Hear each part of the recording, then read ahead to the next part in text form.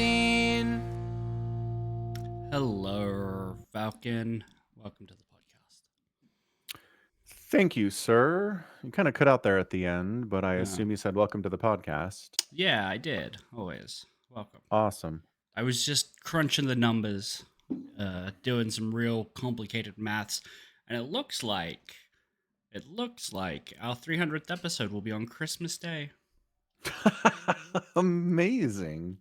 Yeah. Man, just like we planned. Just lined Just up like nicely. we planned. Yep. Yep. Mm-hmm. Is that a Dallas Stars hat? Oh no, it's an Astros hat. Oh right, that's the Astros logo. Yeah. Hang on a second. Dallas Stars logo. Oh no, I guess that one has like a D in the middle of it. Fair enough. Yeah. Good to know. Anywho, yeah, I mean, I don't know. People don't usually have plans on Christmas, so I think that'll be fine. Yeah, I mean, I'm definitely if not doing something, anything for Christmas. So. Yeah, if something crazy comes up. I mean, I guess that could happen, but usually it doesn't. Yeah.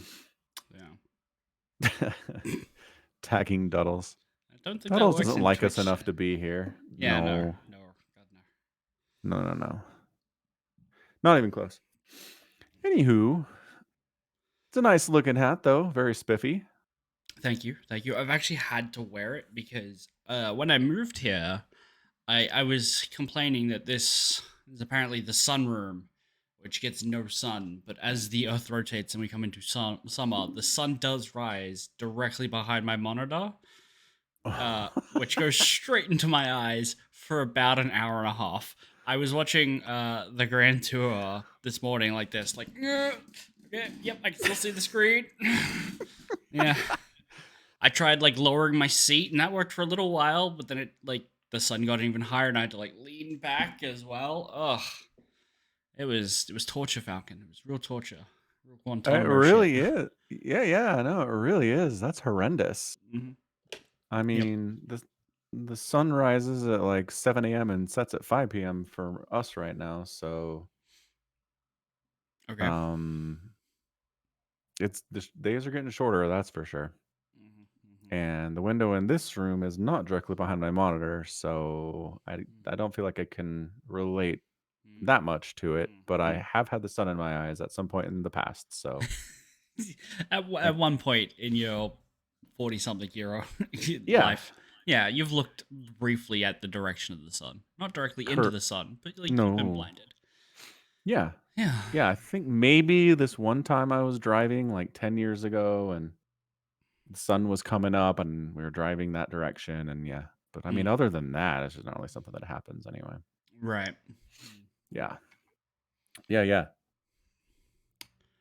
Ooh. Anywho, man, did the GSL happen? GSL did happen, didn't it? Yeah. Let me pull up those results. Because I was quite mystified at how they came out. Totally. I mean, when you consider Morrow got knocked out in the group stage 1, and Stats got knocked out in group B, which, fair, he's just back. And Beyond got knocked out in group C. And it's just, Hero got knocked out in group D. It's like, what? I don't think we picked, I mean, maybe Stats, but the other 3 we picked to get through. Yeah? Yeah. More or less. I'm just really surprised that Dark would lose to Solar here. Well, I get that it's ZVZ nonsense and you pay it no respect. But correct. I still think of world champion Dark to be on a slightly higher level than guy who loses in the finals or in the playoffs. Solar, but does really well at online cups for no money. I consider them to be two different players, and the fact that Solar beat Dark, I think that's a bit of an upset to me. Dude, before Rainer won his world championship, before he'd really done anything, he was beating Cyril in like quarterfinals and semifinals of WCS tournaments and pissing me off because I was like, dude, you're not going to win this. Stop knocking Cyril out of this thing so we get a Zerg win. What is wrong with you? Zerg on Zerg crime is what was going on there. And as I always said, dude, Rainer, beat him all you want if you're going to go ahead and win the whole darn thing. But stop beating him and then flaming out in the next round. I was so mad about it. Not sure. And so that's my point, is that, yeah, at the time, Raynor was on a lower stratosphere than Cyril was. He's beating him in ZVZs all the frigging time. So I don't think tiers even really matter in ZVZ. I think as long as you're one tier adjacent to someone, then you can beat them, because ZVZ is Clown Fiesta bullshit, and it's stupid. And I hate it. Okay. Good. I'm glad you agree. No, but seriously, like, game 2, I think, between Solar and Dark was like, oh man, a Baneling killed like 6 lings. Yeah. For Dark. GG. That's it. It's like, oh yeah, that was fun. Wow, what a skillful competition of StarCraft that was. One stupid Baneling hit is the end of an entire map. That's why they play best of 5s. They do. The other one was, oh no, I didn't perfectly scout the Mutatech switch. I'm dead. It's like, all right, this is also not fun. That's why they should play best of 7s in the playoffs. Maybe. Even in the semis. Maybe, but it was 3-0. If it's a best of 7, then Solar just has to win one more of the next 4 games. You can probably pull that off. I don't think it would have changed anything. Maybe. But I mean, Dark could also reverse sweep him at that point, I believe. He would have a better chance to win if it was a best of 7. That's true. He'd have at least one more game. It's just stupid. This is like one of my least favorite thing in all of StarCraft is when that happens. Okay. Anyway, so yeah, that's what happened. Let me explain to you that whole series. And then Gumio beat Classic, which was fine. I didn't have any problems with that. Gumio defeated Classic using Cyclone Hellion Siege Tank Raven in game 1, which Classic did not scout properly. I actually went back and watched the replay and cast it for my channel, and it's like, Classic got a probe in there, saw a barracks, 1 gas, and said, good, and went home. Didn't even look at the second gas, which was there. Didn't go deep enough into the base to see the second gas, and did not stick around for the next 4 seconds to when the factory started. Oh, Classic. So Classic utterly failed to scout what this was. Suddenly, like 6 Cyclones and 23 Hellions and 2 Siege Tanks show up, and he's like, oh, I made Colossus. This is not going to go well for me. He took a 3rd base, didn't even scout that Gumio didn't take a 3rd. It's just like, it's a horrible loss. Just playing on autopilot. Yeah. And then Gumio went standard Marine Marauder, Medevac, Widowmine, and won that game. That was pretty good. Then tried meching again, and this time Classic was like, no, sir. I'm not going to be stupid in this game, and won that one, but then Gumio took the next match. So, just crazy.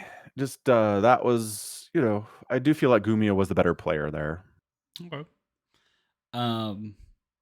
So, in the finals, it's Gumio Solo. Solo ends up winning 4-1. Yes. I think this is really interesting, given that Gumio beat Solo in Group A. Yeah. In Group Stage 2. And I was very adamant that Solo was not the guy to beat Gumio's weird mech. And he immediately died to it. And I was like, I feel vindicated in my opinions. And now we have 4-1. And then everything went poorly from there. Did I curse this win into existence for Solo? Like, did I curse Gumio for trash talking Solo? And he's like, nah, I gotta prove this guy right. And then Gumio doesn't get a win here. Right. I don't know. I mean, that is pretty nuts. That everything looked like it was lining up to be exactly as you predicted, and then it was just like, nope. And yeah, I mean, we kind of briefly chatted about this over Discord, but I was just like, it's just sloppy. Like the final, you just hope to see really clean play, no major mistakes. Nobody takes, 5 Banelings to a group of 30 Marines and everything dies. It's like, oh, well, that's not a GSL finals move at all, is it? No. And there's just a bunch of that, really, from both players. I don't think Solar played up to the level of a GSL champion. Gumio definitely didn't. It's just kind of like, I know that Maro's really up and down here, but man. I feel like we would have had a better chance to He, see maybe super high level Terran if he'd been around, but you'd rather see Maru win a 6th GSL than Solar or Gumiho have it because they both played so poorly. kinda. I want to see, I don't know, just in all things, in ball sports and esports, I feel like if you're going to win a major championship, Mm-hmm. I want it to be because you were playing at the peak of the sport, Mm. because I feel like you're playing it as well as anyone can play it right now. That Well, you won because of that, not because you were sloppy, but the other player was sloppier. So GG. It's like, well, not everyone can always be at the peak, I and different know. formats will bring out different levels of play. And at the moment, what we're seeing is GSL brings out, well, this guy he played better than the other guy, and that's what you have. No, totally. Yeah. Right. And I mean, there is nothing built into the tournament format that's like, too many mistakes were made. Finals are illegitimate. Try again. Can you imagine StarCraft, but it's got like boxing judges? It's like, well, you scored more blows than that guy. Oh, yeah. Oh god, I would love a StarCraft tournament where you win or lose, that's fine, but it all comes down to workers killed. So at the end of every game, like you tally up workers killed, and whoever had more workers killed gains like that many points or whatever, and then you just play round robin. Perfect. I've solved esports. You're welcome, internet. You did it. That's Yeah, I'd sign a change.org petition about that. I mean, I'm Just sure for the you could just run a custom tourney to see if it works first. Yeah. Yeah, yeah, Yeah. yeah. No, that would so good. So good. Anyway, and that's it for StarCraft for like the rest of the year? ESL is on in December, but it's like mid-December, so we got time. Oh my Like, gosh, December 15th. You're right. Exactly yeah, mid-December. Okay. yeah. Well, I that'll be mean, fun. I assume some of the like the open stages and stuff will be a bit before that. Yeah. So that's something. Yeah, they don't have dates for that, but you're right. They probably will. Yeah. Yeah, that'll be fun. Good, good, good. But until then, goodness, that is over a month away. Oh yes. Hmm. No more StarCraft for a month. No, tragically. All right. Well, what else is going on out there? Oh, Invincible. Invincible is back. Yeah, I watched maybe like the first 10, 15 minutes of the first episode with my brother the other day while we were having dinner, and then I had to go to bed because I had to be at work Oh, really early. right. And then I entirely forgot it existed because I was very meh on the multiverse stuff. Like, Yeah. I was just kind of, oh, okay, we need to write out heroes as villains briefly, and we'll just say it's a different universe where different choices were made. Yeah. I mean that. Here's the thing: the Yes. original fake out is like, oh, because it's like Invincible being like, I didn't get it either, but then I did, and I was like, okay, so we're gonna flash back and see that story, and it's gonna be this really dark, compelling story where Invincible like loses his faith in just protecting people randomly, right, or whatever, because that's essentially what he does as a superhero. He just goes around and helps people at random when they need it. Whoever's nearby is the most deserving, apparently. Right. Um, but no, that's just Invincible from a different universe, and yeah. Yeah. So I mean, just to explain to anyone who hasn't actually seen this, Okay. so like last season ends with everybody finding out that Omni-Man is from a conquering race of aliens who go around conquering places. He was sent to Earth to weaken it so it could be conquered. Mm-hmm. He his son Mark is like, no, I don't want to do that. Mm-hmm. And then Omni-Man flies away. So that was the end of last season, and the beginning of this season is Mark and his dad teaming up to conquer Earth. Mm-hmm. And Mark seems super cool about this. And you're like, what happened? Pretty And much. then turns out, no, that's not our Mark, actually. That's a multiverse. which is like, which means there's infinite marks, which means we can just universe hop until we find the one with the story that we like and pretend that's the one we watched. yeah. Yeah. Yeah. And I mean, I get that this is in the comics. This is something they did previous to the TV show even existing. But like at this time, where we are so saturated with multiversal stuff in media, I don't think we had to do it. I don't know. I Yeah. don't think we had to do the multiverse. I know it's in the comics. I know you're trying to adopt the comics, but like just do your own thing. I don't know. I don't know. And the other thing that I had a question about was it's like somebody makes a point that in most of the other multiverses, Mark goes along with Omni-Man. Mm. And I was like, but why? What's different? Like, what's different about our Mark that he is insistent that he doesn't want to conquer his friends and loved ones? But Right. most other Marks are like, yeah, cool. I don't have any attachments to these people I've grown up with and known my entire life. Screw them. Like, what happened? I mean, that's why I thought it would be interesting, because Mark Yeah. is clearly working with Omni-Man, but very clearly doesn't want to kill. I can't remember her name, but the woman. Like he paralyzes her instead, which is cruel. But from his perspective, is a kindness. Like he doesn't want to kill her, but he can't just like let her help the resistance anymore.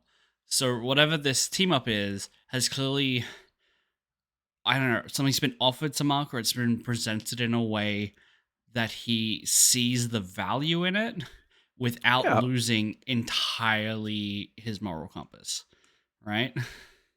Right. Or at least he still has something that's driving his decisions, because otherwise he'd just be like, okay, I just kill everything now, you know? But he doesn't. Well, he clearly still has attachments to people.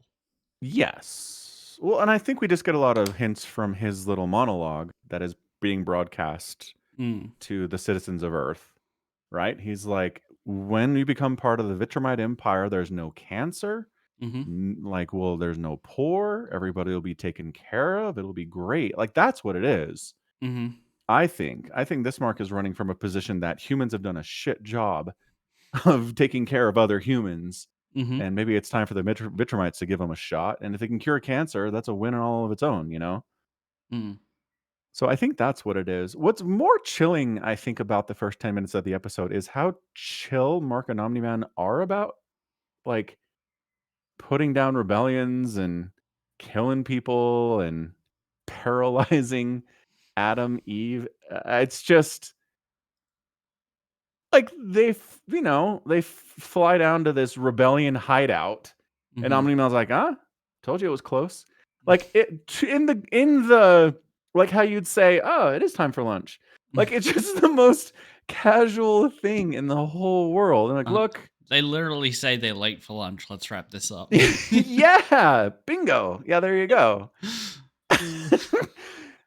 And they're like, look, we don't really want to kill you, but your actions have made it so we have to. So, sorry, like you did this to yourself. Like you're talking to a toddler being like, yes, you have to go in timeout because you drew on the wall with crayons. Like that's what it is. And podcasts I listened to said that what's going on there is that they are seeing humans as lesser beings. Well, definitely like how Loki says, does an ant have a quarrel with a boot? Right? Right. But like that's very much Omni-Man's position in the first season. It's like he sees his wife as like a pet. So so for Mark to come around, that must have been part of it, is he sees himself as a Vitramite and as an elevated being, and that humans are beneath. And if they're causing problems, if ants are in your house, you kill them. You don't, it's not a moral quandary. You're not mad at them. Right. Just you exterminate them. It's what you do. Yeah. Seems like.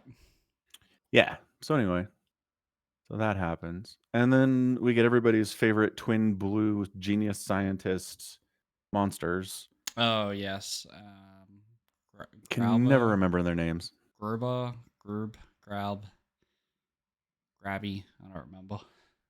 Invincible blue guys. The Mauler twins. We'll call them the Mauler twins. Yeah. Yeah. So they get saved from the prison that they're in, that we see them at the end of season 1, by this guy who his superpower is he can open up portals to the multiverse. And I was like, all right, here we go. Multiverse time. But he's basically like, I have gone and collected all of my alternate me's from all the multiverses, a lot of the multiverses. And what I want to do is download their brains into my brain Mm. so that we can fix all of the Earths. We can put all of our genius together and see what each Earth is good at doing and share that knowledge among all the multiversal Earths and fix everything. And that requires me to have the brains of like 100 people pumped into mine, which seems like a So bad idea. we are beyond what I've seen at this point. Ah, fair enough. Spoilers. So that's what he wants. That's why he breaks out the Mahler twins of the prison. Sure. So anyway, yeah. So that's what the whole multiversal thing is about. Okay. Yeah, and I feel like without spoiling too much, I feel like at the end of that episode there is a bit of a chance for them to be like, and that's all the multiverse we're gonna do. That's it. We set it up. We use multiverse. This is not a multiversal story. It has been set up by multiverse, but from this point on, we're just here now. I would appreciate that, but I don't think that's what they're gonna do. Yeah. I mean, toothpaste is out of the tube. Multiverse is on the table. Even if it is tied to that one guy, if there's another multiverse, that guy still alive somewhere else can come knocking again, you know? Yeah. Or if just by knowing that it's possible, someone else now invents it or whatever. Like, Cat's out of the bag. Once you go multiverse, you can't go back, is what you're saying. yep, pretty Yeah. much. It's rough. Blah, blah, blah, blah, blah. So I don't know. The other thing I'm kind of nervous about is I feel like the animation in season 2 is choppier than it was in season 1. I didn't really notice anything when I was watching. I had that feeling, so I went back and watched a couple episodes, just kind of like skipped around episode 2 or season 2, and it's like, I think I'm right. I think it was smoother in season 1, and it seemed just like they're doing more, just higher quality with it. Which Maybe. bothers me because they clearly, I don't know, they have enough money to drop an entire Radiohead song into. Spoiler alert, there's a Radiohead song in episode 1 of season 2. So they have more money, but I just don't know why it wouldn't go into animation. And they have had almost 3 years between season 1 and season 2 to do this. Right. So I don't think it was crunch. But was it a different animation studio? Oh, I don't know. I don't know who the Skybound. Okay. Did they do 1 and 2? Yes. Okay. Well, that's not it then. Hold on. Maybe. I mean, it does say Invincible TV series Wikipedia page. Invincible Animation is the animator. That's it. Period. Yeah. Doesn't list that there being anyone else. So. Must be. Yeah. Oh, it's an animation studio founded by the dude who did the Invincible comics. That's interesting. Oh, okay. Yeah. So he's like, I want to see my comics animated for TV. So he like creates a company. Fair enough. And then creates his own animation studio for it. And then Amazon puts it out. Interesting. Okay. So yeah, it's definitely the same company. Whether or not it's the same people behind season 1 and season 2, don't know. Right. Yeah. Don't know. Anyway, I don't know. I'll have to see some other people maybe do some comparisons and see what they think. Maybe I'm just off my rocker. Maybe. It's a distinct possibility.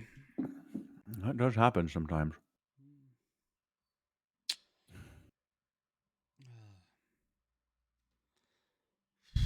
Is there anything else that's come out? I feel like there was something else that came out just recently. Like Loki season 2's running, but I don't care about that. I didn't watch it. Can I tell you then? Can I Yeah, go spoil it for it. for Yeah, you? sure. So I don't watch it, but I've listened to a couple episodes of people talking about it. So Mm-hmm. remember the end of season 1 where they're like, "Oh no, we broke the multiverse." Nope. Also didn't watch season 1. Oh, I think I told you about it. Either Possibly. way, they kill a version of Kang. The multiverse splinters. It's going crazy, right? Sure. So this whole season 2 is basically chasing some a MacGuffin around, finding the paradox enabler device, and then you have to find another thing, and then you have to find another thing. And Okay. Yeah. this whole season basically ends with Loki having the power to time travel because he believes in himself and his friends, and he goes back in time to before the multiverse splits apart so they can fix it. So they invalidate the entire second season by saying, we've time traveled back to before this was a problem. All that stuff in season 2 doesn't happen. And it's just like, what are we doing? Who This is is signing off on these decisions? I don't understand. yeah, I can't. No, thank you. No bueno. No, this is what is it? Life on Mars, where it's like, yep, it was all a Yeah. dream. Don't worry about it. Yeah. All the stuff you were invested in for this entire season, it didn't happen. Don't worry about it. We're gonna go back in time and make it never happen. Ugh. I can only assume that they filmed everything, they edited it, and said they tested it, and people were not jammed with how it ended, and they're like, how do we get ourselves out of this corner? And then they I did know. some reshoots and some rewrites, but the writers were on strike. and, and they just had to roll with what they had, and what they had was, oopsie, don't look over here. Yeah, it is bad. The next thing coming out is Echo, and that's already getting panned. Hmm. Like, apparently that's been through multiple reshoots and rewrites, and at some point after the whole thing had been shot, it was 8 episodes. And then they're like, "This is gonna be 6 episodes now, No. and we're gonna make this, like, kind of an R-rated Marvel show for the first time." Oh, is it? Okay. Which we're gonna ratchet the violence up. We're gonna, do stuff we haven't done in Marvel that way. Maybe actually drop some F-bombs, who knows? Hmm. But after they had already shot an entire 8-episode season of something that wasn't that. Right. So even people who are the biggest Marvel fans and see the good in everything are like, "This is a mess. I don't even know what this is gonna be." So yeah, Marvel's in a bad way. Hmm. Oh well. Oh well, what do you do? Yeah. Yeah. I mean, I don't know. Quantum Mania, I think, was the first Marvel movie that I just didn't see. Oh Like, yeah. not the first one I didn't see in theaters Mm-hmm. and then watched later on a streaming service. Like, the first one I just didn't bother to watch at all. That's fine. Yeah, and it's just gotten worse from there. There Uh have huh. been so many projects that are just like, this is mid or this is bad. This is not worth your time. Right. Well, it's the comic bubble over and over again, where it's like, hey, we're selling all these comic books. Let's just keep making new characters, and then it keeps going up and up, and then eventually you get to a series where it's like, well, not every book reader is buying all the comic books anymore. We have to make these profitable to the people that are buying them, and we're in that middle phase where everyone just goes, has Marvel just like lost it? Can they not make comic books anymore? Because I didn't like this one. And then eventually it'll peter out and they'll find some balance, and either they'll like slow it down or they'll just figure it out. And I'm fine either way. Like if they stop making 4 movies a year and 12 TV shows a year, fine. Make 4 TV shows a year and 2 movies a year. That's fine. Right? Right. And no, they've definitely slowed down. Have they? They've canceled some projects. They pushed some stuff back. They said this is too much for a Mm-hmm. calendar year. We're gonna slow it down. Mm. And part of that is because, I mean, you know how every Marvel movie feels like a Marvel movie, even if they have Sure. different directors, right? Sure. Yeah. Yeah, and that's Vaguely. because, Yeah. yeah, I mean, sometimes I mean, I don't they think let Iron Man 2 feels like Thor Ragnarok. They're both very true. Marvel movies, right? And I definitely Yes. go in and I get a similar vibe, but they're like in the actual meat of the movie, I don't think they're very similar, right? No, but In as far as like the feel of it,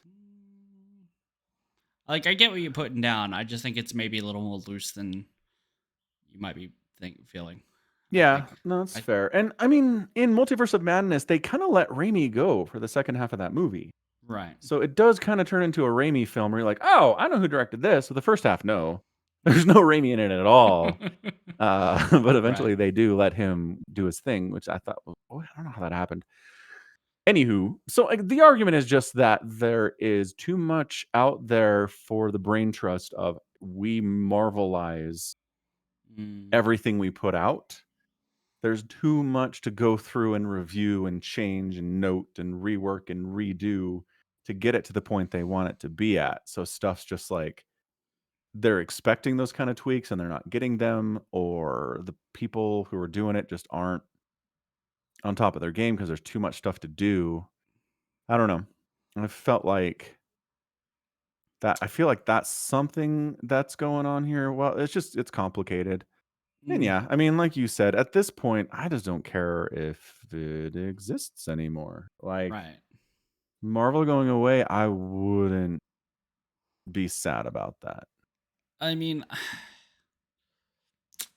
I would be more sad if they were still making the movies about the characters that I like. You know, Yeah. um, I still like Spider-Man with Tom Holland. Hmm. So like there'll be another one of those at some point, I imagine, or he'll be in something somewhere. So I'll tune back in for that. But like OG Captain America and Iron Man aren't here anymore, right? So I'm like, Yep. I kind of like Falcon and the Winter Soldier. Kind of like they're fine, but they play well with others, and that's when you have them by themselves. There's not a lot of other people to play with, you know. Right. Yeah. So, Well, and I mean, I get the argument that if we were still doing stories about the characters that we know, mhm. maybe it'd be better. But I've always said you can make really good, really popular, really impressive content no matter what your story is, no matter who your characters are. Like, I just think if they had made Quantumania good, I think it makes a ton of money, and I think it's popular. It's not because it didn't have Steve Rogers and Iron Man and No, I Black mean, Widow in it. of course not. But I mean, they've made two more or less two good Ant-Man movies, right? Like this wasn't an Yeah, issue of putting Iron Man in Quantum Media, right? But just make it good. Really, it doesn't do much to like get you there. It's the like, oh, just try harder of advice. It's like, should we look at the systems we're using in this workflow and where they're going wrong and where we need to improve? Nah, just try harder. It's like, well, what do I need to try harder at? it's Well, it's really bad advice. writing coherent story, Uh-huh. that's one thing. If you have people coming out of your movie going, "What happened?" That's not good. Word of mouth Well, is not gonna get people to tell their friends about that movie Memento. necessarily. But I feel like I didn't come out of Ant-Man and the Quantumania being like, what happened? I was confused with the plot. It was very straightforward. It's just very dumb. Okay, fine. So don't write dumb plots. Again, that's vague, but Uh-huh. test your scripts with people. Run Hmm. it by a normal human, and if they say this is dumb, change it. Try something else. I don't Yeah. know why this is hard. I mean, it shouldn't be hard. They should absolutely be doing that. What worries me is that they are, and they're just not acting on it. They're like, we're Disney. We can do this. Like, we just need to film it. It'll look good in post, you know?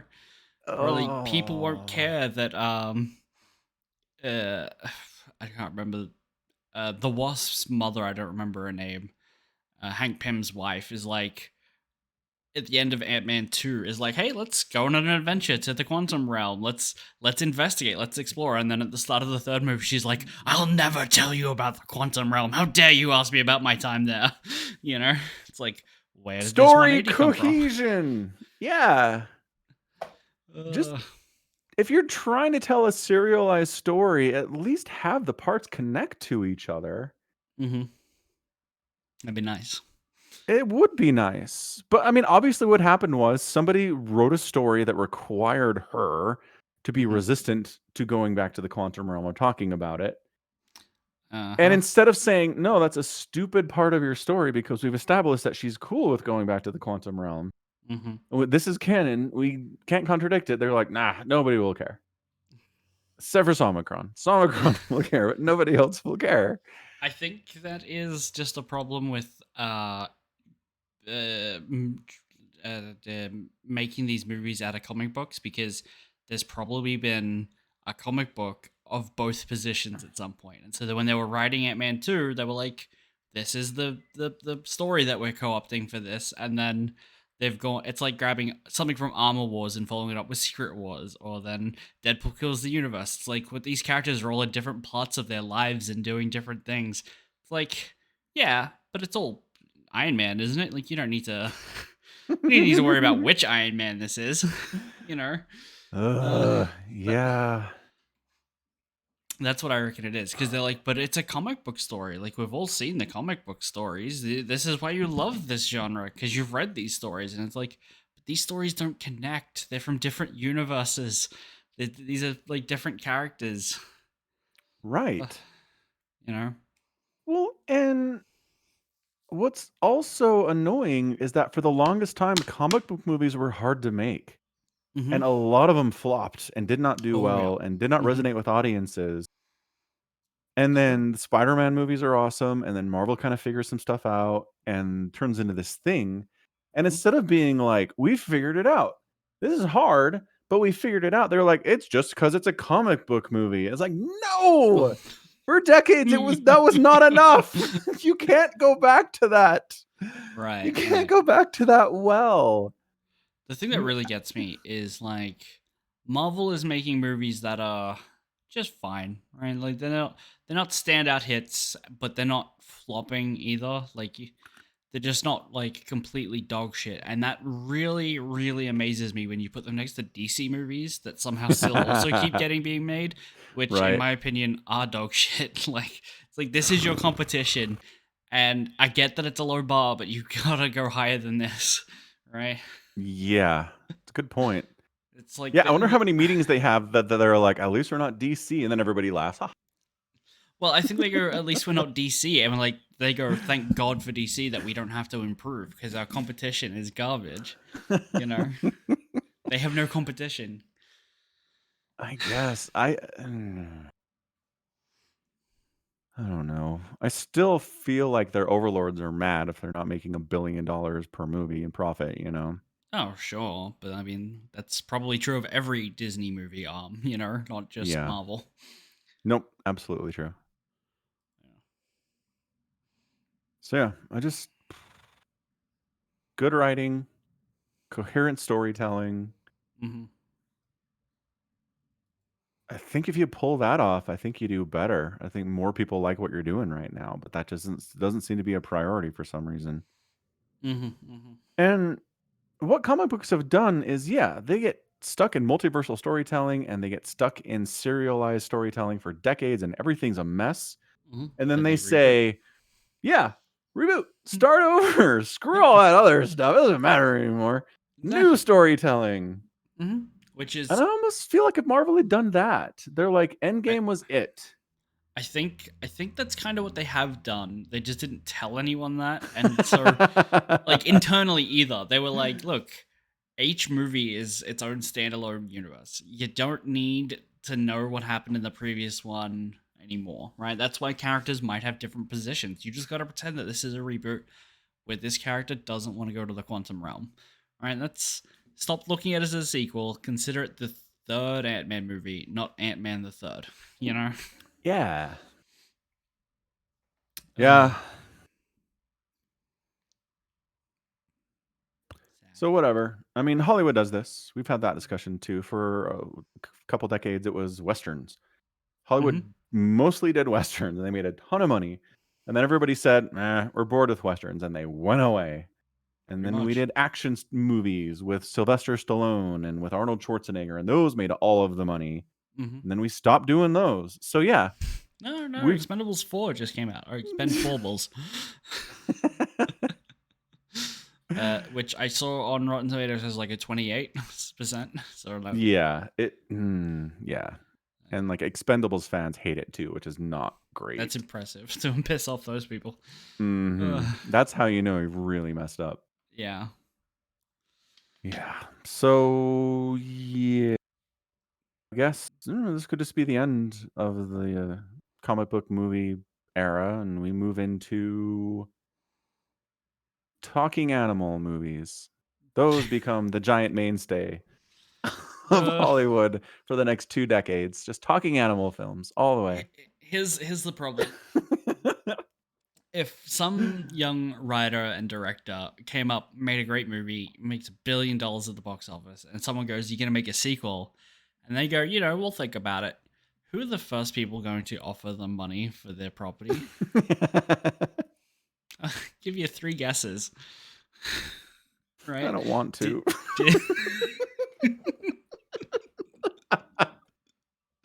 Right? It's, Schmerner Bros and Fisney. It rhymes with that, Right. So I don't think at the moment any new original idea is going to become the runaway multi-movie success like the original Avengers kind of was it phase 1, 2, and 3, right? Where up to Endgame. Is that phase 4? I can't remember. 3 ends with Endgame, I think. Endgame, okay. Because to me, that's like the original trilogy of Marvel movies, right? Like these are the box set that you need to watch, right? This is the original trilogy. Yeah. You can skip the Hulk movies if you want. Yeah, I don't think I've ever seen them. I haven't. I've seen clips, but I've seen clips. Them. Yeah. And even then, there's like Thor: Dark World is in there. Not a great movie, but got Kat Dennings, so still worth watching. Not a total loss. Kat Denning and Natalie Portman are in there. Exactly. And Chris Hemsworth is shirtless at some point. So hey, that is also true. Yeah, that's an excellent point. Not a total loss at all. What else? Yeah, anyway, the point is they're not all super winners. Iron Man 3 is a giant mess. Like I still really like Iron Man 3. I'll defend it. That's the one where he blows up all his suits on a whim at the end. Yeah. Oh my gosh. And then immediately they're all back in the next film because heaven forbid there's any continuity here. No. Okay, look. There's plenty of continuity. Iron Man is a multi-trillion-dollar tech developer and arms manufacturer. If he blows up 40 suits, he can have 40 new suits built in a minute, right? Like, it doesn't matter. So that's why he's always going to... It was a show of devotion to Pepper Potts that he was going to change. And she was like, this is great. And then he's like, fuck you. I'm back to having a million Iron Man suits. What is wrong with this guy? Why is he a hero? Nothing wrong with him. It just turns out Pepper Potts was being played by vaginal egg Gwyneth Paltrow. It's not Pepper's fault that the actress playing her sucks. Right, she's fine. When she leaves and doesn't is only showing up for cameos in other movies now because you can't canonically unmarry Iron Man apparently, right? Apparently. It frees Iron Man back up to make the suits that he wants, right? He then he turns into a PR guy for the Avengers, and it turns out the best PR is a flying suit of armor. I can't argue with that. That's true.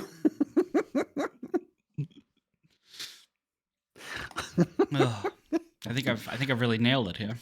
I've Yeah, understood what's going on behind the scenes. totally nailed it. Hmm. That's the Extremist movie, right? The Extremist? Extremists with the power and the Oh, the fire Extremis. and Okay, yeah, Extremis. Extremis. I haven't seen this movie in a long time. The Extremis, yeah, Yeah. Yep. yeah. Okay, that's the one. Just making sure I'm on the same page. It's the one Yeah. where Tony has a lot of real PTSD post Avengers after flying through a wormhole, you know? Oh, right. It's one of the reasons I love that movie. It's like, oh, okay, there's consequences in this world. Like, Tony's having an actual breakdown. They're not going to go so far as to give him the actual, like, Tony Stark is an alcoholic arc, but, you know, because this is still being made by Disney, your heroes can't be alcoholics, apparently.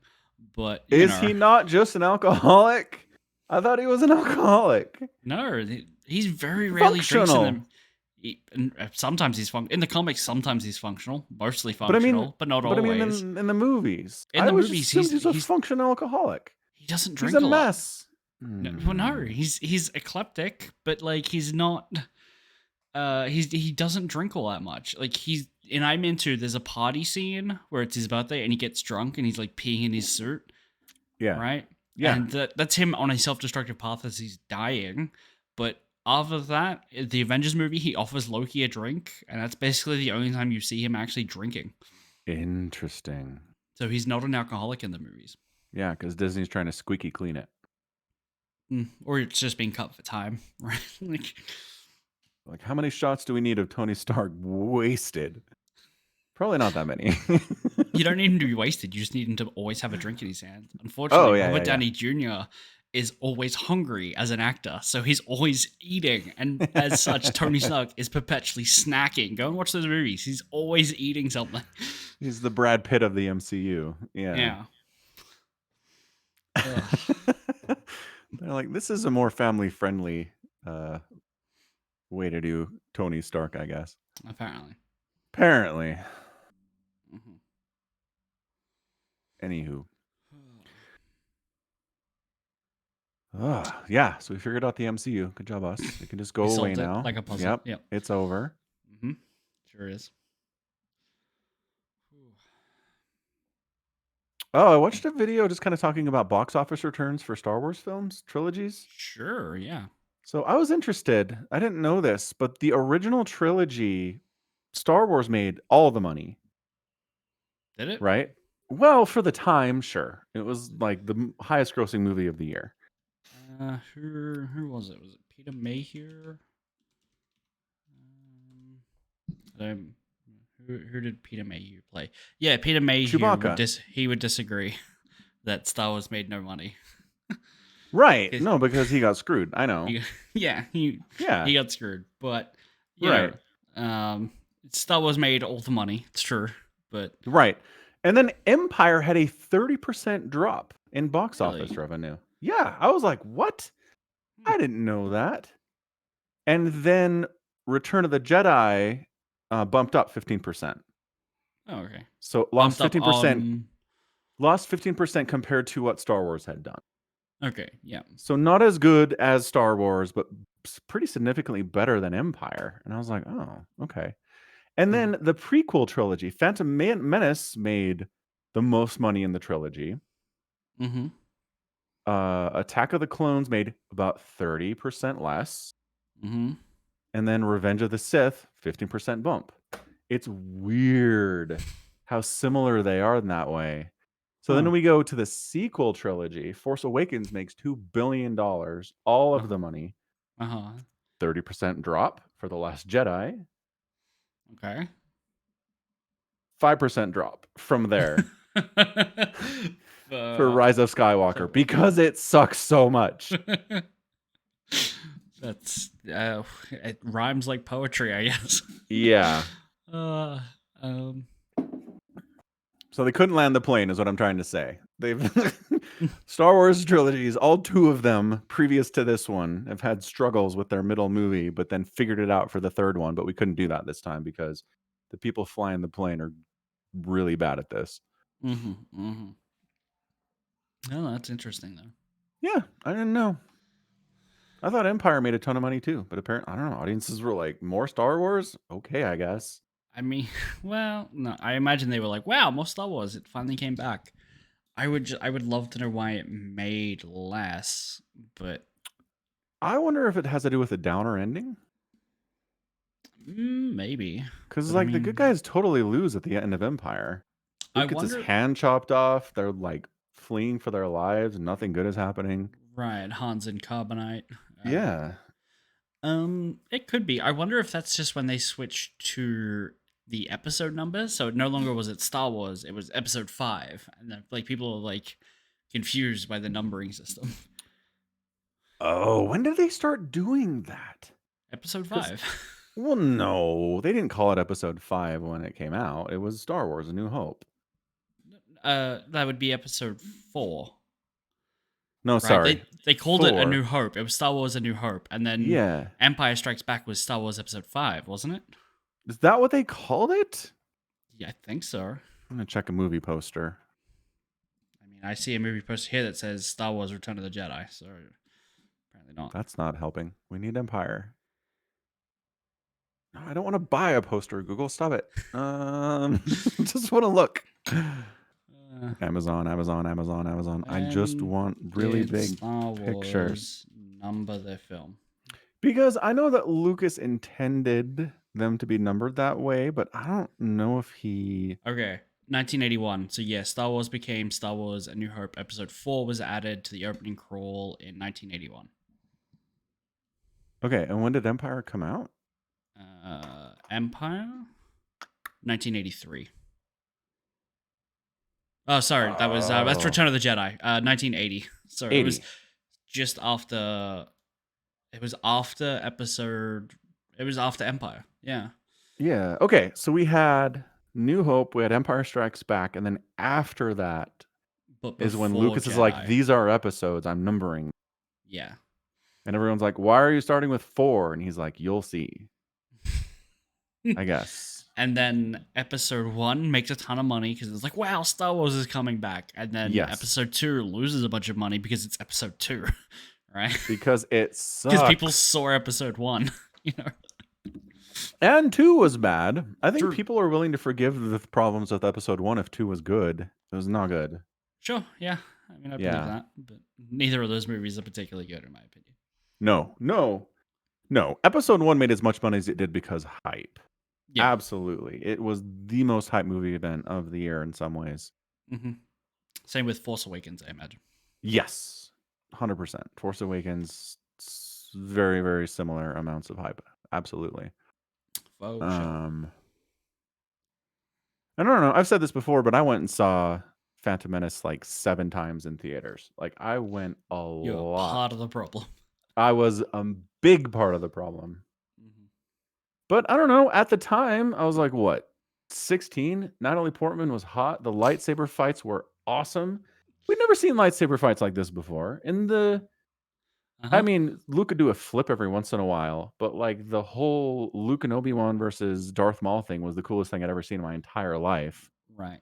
I can only imagine how much more money Phantom Menace would have made if they didn't spoil the dual-ended lightsaber in the trailer. And like that spread by word of mouth, I feel like it would have been twice as impactful. Oh, interesting. Yeah. But by putting it in the trailer, everybody knew. And they were like, I have to see the double-sided lightsaber. Right, but you've seen it. It's in the trailer. Yeah. I don't think So you think no... a bunch of people are like, that's really cool. I don't need to see it. I mean, I think all the people who were going to go and see it were already going to go see it because it's Star Wars that's finally back. Sure. You know? Sure. I don't think those people were like, I don't think many people were on the fence and like, oh, there's a double-ended lightsaber. Because the movie also plays it as a big reveal later on because Darth Maul Totally. is, but he's only got a normal lightsaber at that point. Yeah. So, and then, yeah, he like the camera's like, here's everything that matters to you right now. 1 blade, 2 blades. Yeah. Marvel at our genius. Yeah. That is not an off to the side moment. That is this is what is happening right now moment. 100%. Yeah, I mean, I don't know. Because, yeah, I was going to see it anyway. my whole take on trailers anyway is, you know, that I would have rather been blown away by that moment in Mhm. the movie for the first time rather than, Had you seen the trailer? Can you remember? So long oh, ago. let me tell you, one of the first movie trailers I ever downloaded off the internet was the Phantom Menace Oh, trailer. wow. We had just gotten internet that was barely fast enough to download a 240 by 160 Thumbnail movie image. trailer Yeah. overnight. It took an entire night to download it. Oh. But we played that. I mean, I watched that with my brothers and sisters 300 times. We had the entire trailer memorized. Mm, Yeah. So yes, I had fair seen the double-sided lightsaber enough. a few times. Oh, 1999. Good time. Oh, good times, good times. Uh, Anywho, Star Wars, man. Yeah. I mean, the common denominator here is Disney, right? Yeah. Let my people go. Let the IP go, Disney. You're not good at this. Let my IP go. You've made all of the money already. Good job. You did it. Congratulations. Now Hmm. let it go and let it be good, for heaven's No, sakes. they can still make more money by not giving away the IP. We both know this. Any amount they make is more than nothing. They only have to Well, make $1 more than they spend, and they've made more money. no, I know. They're way in the black on their Star Wars. They bought Star Wars for like $4 billion, right? Something like that, yeah. The movies alone made $4 billion. So Mhm. anything they make in merchandising and license Right. Disneyland and all of that is gravy, man. It is Hmm. free money they're printing. Hmm. Yeah, you're right. But it's enough. It's It's, enough. Let it go. it's not enough. They Stop could always make sucking. another. They could make another dollar. They I could know. make another dollar. I know they could. Just Yeah. I don't know. Just make it good. And that's Just make it coherent story was another problem with the Star Wars sequel trilogy. good. Yeah. Through 7, 8, and 9, there is not a coherent story. They don't know what they're doing. Daisy Ridley said they were filming Rise of Skywalker, and they didn't know if Rey was Palpatine's granddaughter. Right. I They're mean, like, nah, we're messing around with the story. We're filming the movie, you guys. there Figure it are out. there are a lot of things that can go wrong with productions and movies that lead you to making a different movie than you initially set out with. Yes. Right. Um. I don't. I would imagine Star Wars is a movie that should have the budget, should have the writers and the production planned, that like they have access to locations that they need to be at for the entire length of time that they need plus 10 days, just in case, that they Yes. should be able to get it down to precisely what they want. But um what really opened my eyes was there's a movie called The Snowman. um and it's about like this murder mystery, right? Like it's a detective who's an alcoholic and he's trying to throw himself into his work, and he's got a son with like an ex-girlfriend that might be his, might not be. And this killer's going around killing people and leaving a snowman as a calling card. That's why it's called The Snowman. And the He trailer has, kills someone and then builds a snowman in their yard. yeah, well, possibly Does the he other way do the around, but snowman? yeah, I hope he does the snowman first. That's probably easier. probably. Like Probably. fleeing the scene and whatnot. Anywho, Right. got it. Yeah. Right.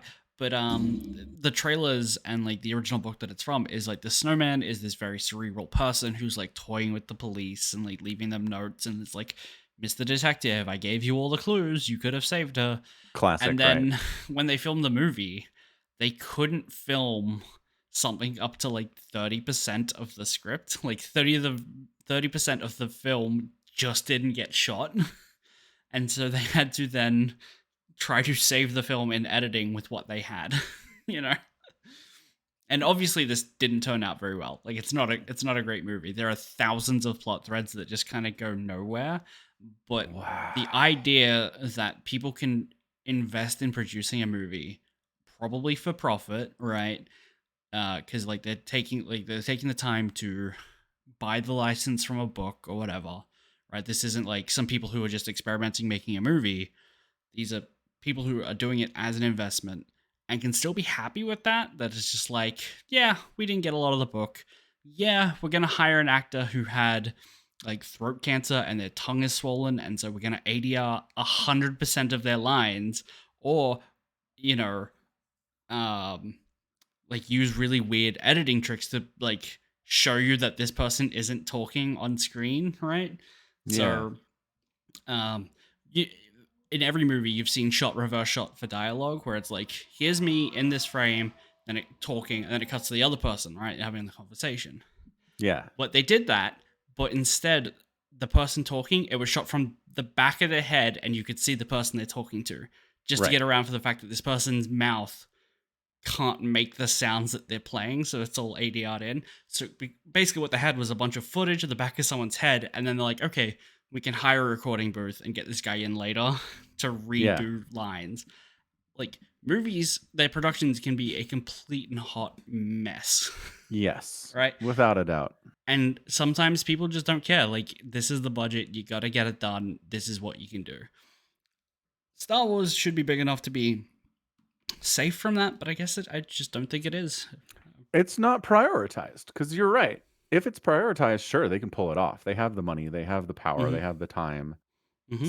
they have the budget to do that.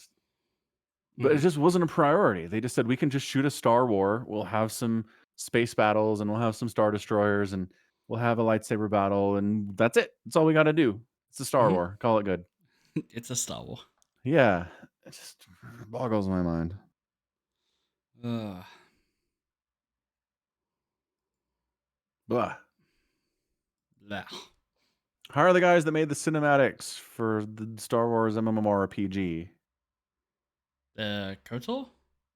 No. Oh, I'm sorry, the Old Republic. Yeah. What about them? Have we not talked about those? We have. I've played that a little, but I don't think we've talked about that. Okay, so we're out of time, but there are cinematics for expansions in these games Yeah. that do a better job in 3 minutes of being like, holy shit, this is Star Wars, and these are characters I care about than anything in the sequel trilogy. It's bonkers. Yeah. I've seen some of the expansion trailers, and I was like, this looks cool. I don't kind of care, though, like, immediately. That's fair. Um, I'm just saying, it can be done. oh, it totally could be done. Like, you can absolutely find the one person who can make something way better than people who own the thing. Is you've seen the video on YouTube of Astartes, and it's like, Yeah, yeah, that's the one. that was made by one dude. Right. It's like, I don't inherently care about these characters, but they're Space Marines. You're not really supposed to like them. That's a fair point. And yeah, I mean, I guess Cinderella story. That guy ended up getting hired by Games Workshop to work on their official animation stuff. Haven't heard a word from him in like 2 years. He's been working on a full-length movie. Maybe. It's all that quality. Mm-hmm. Doubt it. Probably not. No. Yeah, we're talking about especially given. Oh, that some of their other stuff has come out and looks really, really not great. Like they've gone to I'm not saying it's that guy working on it. Like they've gone to other studios to commission works, and some of it's come out and been like, well, that's a little rough. Yeah. Yeah. Bummer. Yeah. All right. Out of time. Wrap it up. Let's wrap it. Yep. Wrap it up. Okay, cool. That's going to be it from us today then. This has been Falcon Paladin Somicron with another edition of the Falcon Paladin Hour, where we rant about StarCraft and MCU and Star Wars stuff, apparently. Yeah, we do this live on twitch.tv/Somicron. We'll be back here about the same time. So check it out. Follow Somicron, subscribe to him. It supports the podcast as well as buying merch at falconpaladin.store, and patreon.com/Somicron is another way you can do that. So thanks for being here, Bovine and Key. We'll be back next week. And until then, stay safe and healthy and take care of yourselves. Bye. Goodbye.